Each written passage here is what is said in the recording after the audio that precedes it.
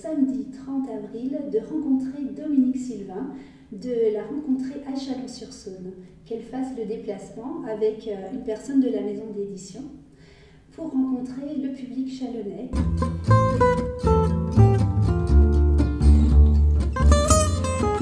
L'intrigue est un prétexte, quasiment, ou un fil conducteur. Mais ce qui est le plus séduisant dans son travail, dans son écriture, c'est la façon dont elle écrit, la profusion de personnages et tous les paysages dans lesquels elle nous emmène, tout ce qu'elle amène autour de l'intrigue.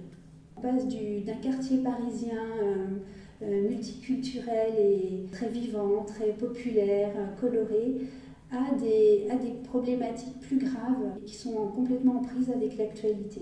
C'est cette variété constante des ambiances et des situations qui sont très séduisantes aussi dans son œuvre.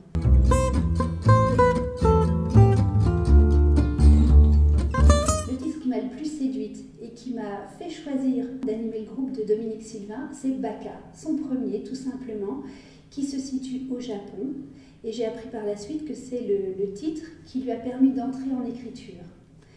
Ce titre m'a séduit parce qu'il se passait au Japon, un pays que j'aime beaucoup, qu'il donne vraiment à sentir et à vivre de l'intérieur, à comprendre, à capter l'esprit du Japon. Un autre roman qui m'a beaucoup plu, qui peut illustrer la particularité de l'écriture et de l'univers de Dominique Sylvain, est L'absence de l'ogre.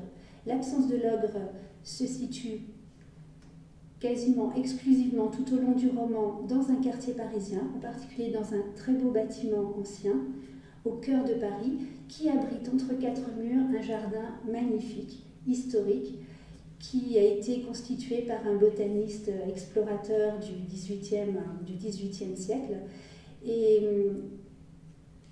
c'est typiquement dans l'écriture de cet auteur, à partir d'un roman, d'une ambiance, d'un univers, Dominique Sylvain amène toute une documentation et nous donne envie d'aller plus loin, d'aller découvrir la botanique, les paysagistes. Elle nous fait voyager.